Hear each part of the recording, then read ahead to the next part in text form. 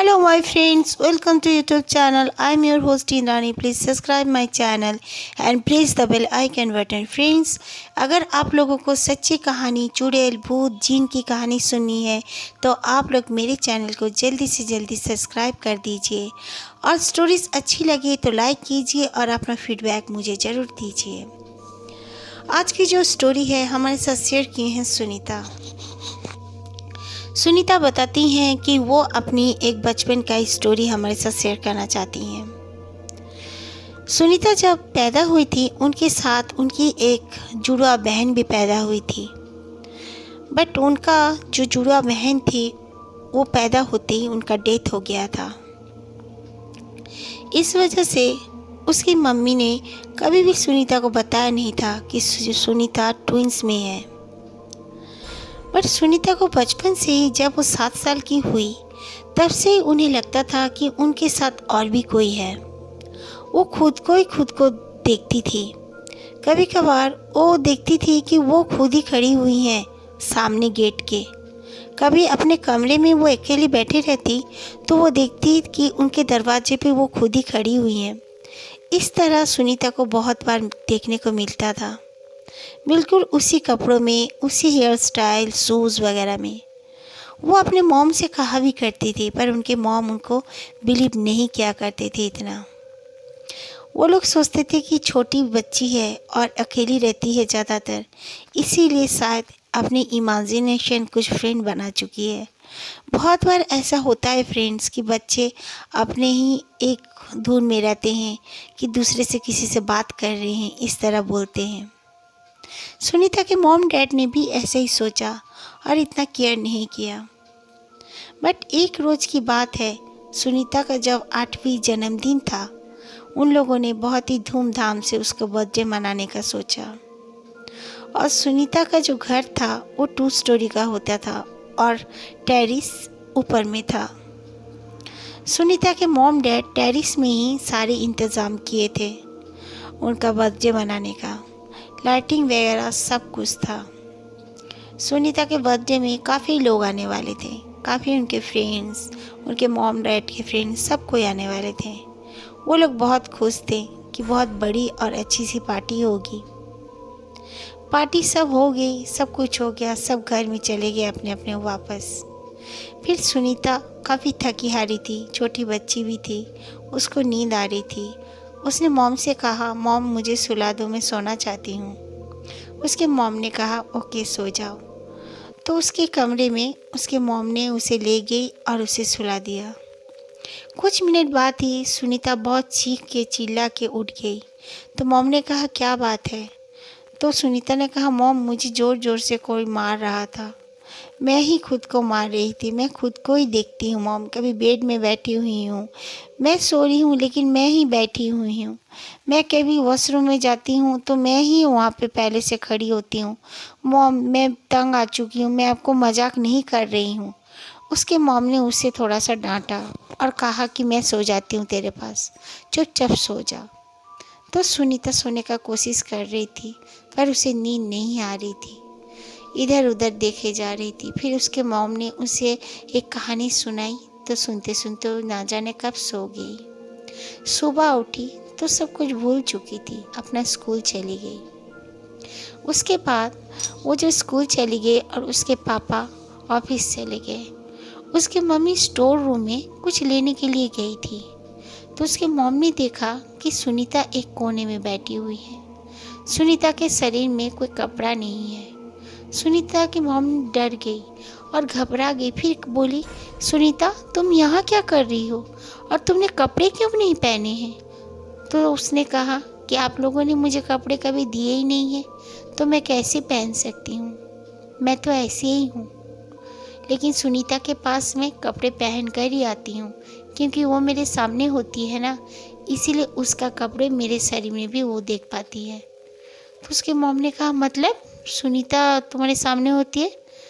क्या मजाक कर रही हो सुनीता? बोले मैं सुनीता नहीं हूँ बोलकर उसका शक्ल बदल गया और बदल के उसने उसके मम्मी को एक चांटा मारा।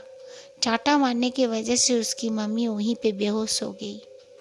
उनकी जो सर्वेंट थी वो आकर उसके मम्मी को ढूंढते ढूंढते देखी कि स्टोर रूम के सामने में पड़ी हुई है। उसके सर्वेंट ने सुनीता के पापा को जल्दी से फ़ोन की। वो आए तब तक उसकी मम्मी होश में आ गई थी और वो बहुत बौखला के रो रही थी।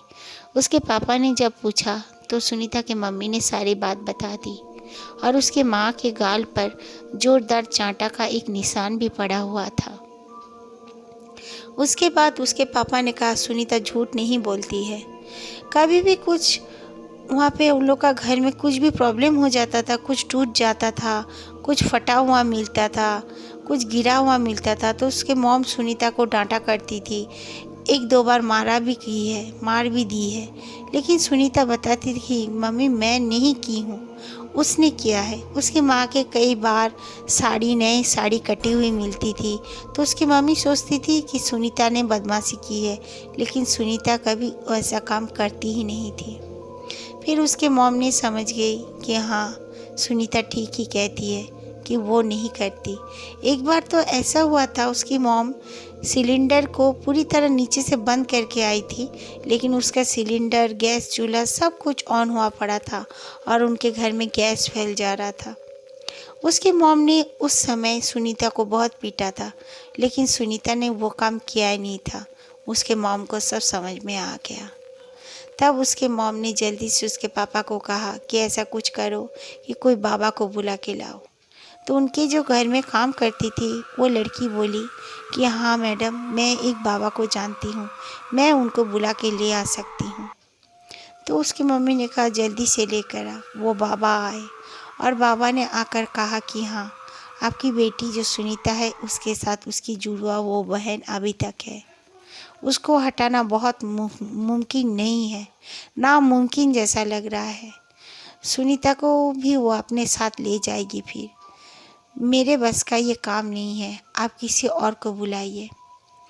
तब वो लोग क्या करें, वो लोग नामुमकिन बात को वो लोग मुमकिन कैसे करें, यही सोच में पड़ गए। लेकिन बाबा ने एक बात कही थी कि एक तेल दिया था कि सुनीता के नाभि पर लगाती रहना, फिर इससे वो सुनीता को जान से नहीं मार पाएगी। उन लोगों ने वैसे ही किया। कंटिन्यू 15 दिन उन लोगों ने नाभि में तेल लगाते रहे। सुनीता बिल्कुल ठीक ही थी, कुछ नहीं हो रहा था। फिर उसके पापा को एक उनके ऑफिस का कॉलीग ने बताया कि एक बहुत ही बड़े बाबा हैं जो पहुँचे हुए हैं, वो ये सब के बारे में जानते हैं और रूह को, आत्मा को हटा भी सकते हैं। उन्होंने तुरंत सुनीता को और उसके मम्मी को लेकर उनके पास चले गए। वो देखने के बाद कहा, हाँ, आपकी जो जुड़वा बेटी में से एक बेटी ख़त्म हो गई है, वो बेटी भी आपकी इसी बेटी के साथ है। वो बाहर ही खड़ी हुई है, इसके साथ आई भी है, लेकिन अंदर नहीं आ पा रही है। उसके पापा ने कहा क्या कर सकते हैं, बोलिए। तो उन लोगों ने कहा कि आपकी बेटी का, सुनीता का जो भी आप लोग करोगे, सुनीता को जो भी आप लोग दोगे, उसे जहाँ पे दफनाए हों वहाँ पर भी दे के आया करो और उसके नाम से पूजा दिया करो और जो भी गिफ्ट उसे भी दिया करो, तब वो शांत हो जाएगी और इस दुनिया से वो चली जाएगी, वो मुक्ति पा जाएगी। वैसे करने के बाद मेरे पापा मम्मी जो काम बताए थे बाबा जी ने, उन लोगों ने किया।